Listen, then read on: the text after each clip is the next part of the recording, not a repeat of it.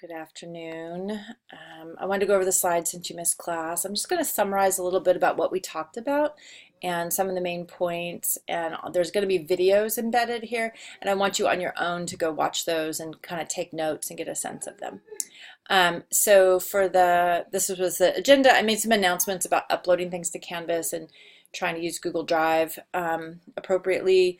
And we had a quiz on intersectionality, and so you can look at the questions on that if you want. I'm going to do a makeup quiz on Thursday during the break on feminism, that chapter. So if you want to read that chapter as an opportunity to make up the quiz, you can.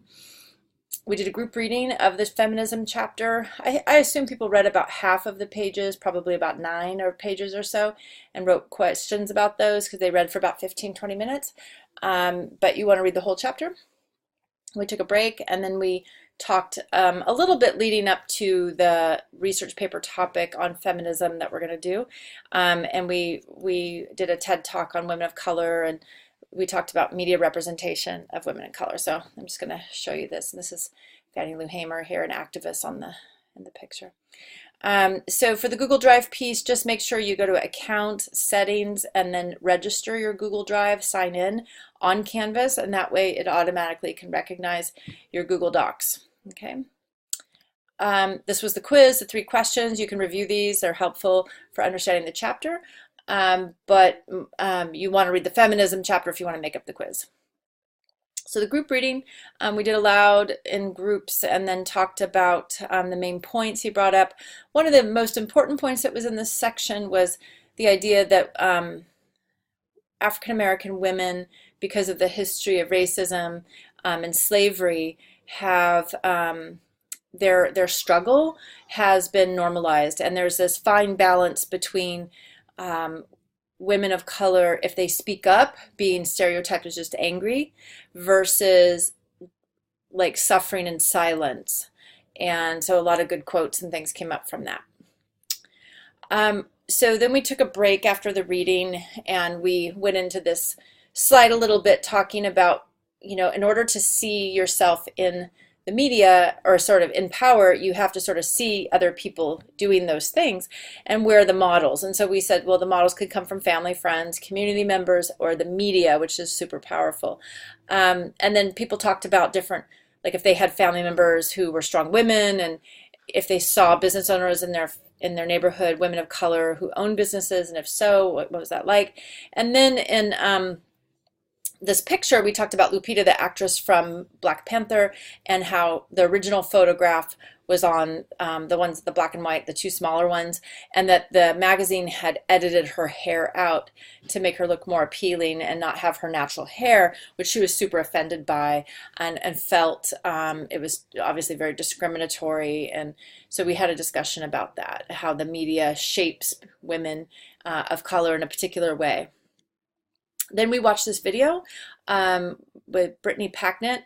It's about 9 minutes, and it sort of talks about women and women of color and the difficulties that they face, even with those good family role models at the workplace and in schools, and the kinds of things that we need to be saying to women of color and not saying to them. And she gives a lot of great examples. And so you want to pull from this and take notes and pull sort of her main points that she brings up about speaking up and moving forward despite lacking confidence in some areas. So hopefully you'll get something out of that. And we had a good discussion around it.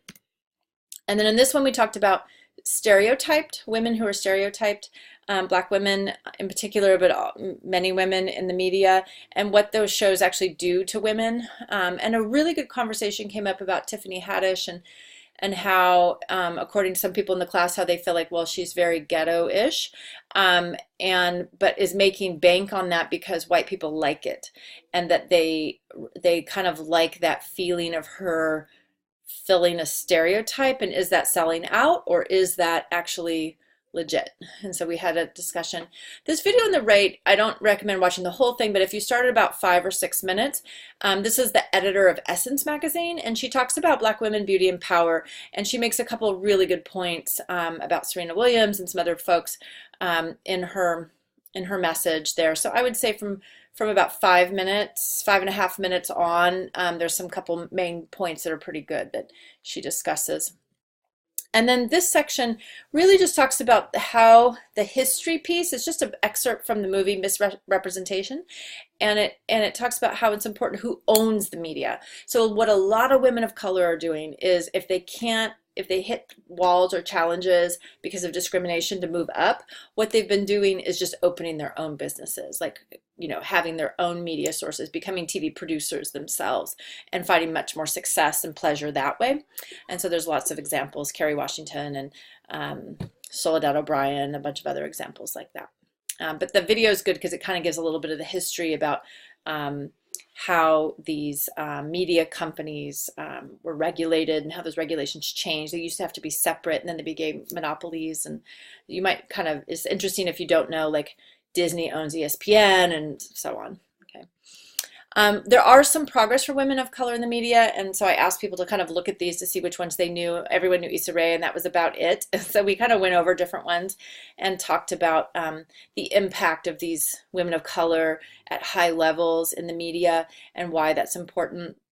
The Beyonce effect we discussed briefly, and that's the idea that because Beyonce has this fine line of power and beauty, that she's very marketable for white and Black America. And so there's kind of a this medium, that this middle ground that's hard to hit, but she has hit it and has done very well because of it. This is from a source online, a big study that was just done. The black section is women of color represented in the media. The red is white men, and the orange is white women. So it gives you an idea of the representation problem. This is the research prompt. You want to read it over. There's 3 steps to it. You're going to research a woman of color that is extraordinary in some way, but is not well known. And you may choose a woman who worked in male-dominated fields, but you don't have to.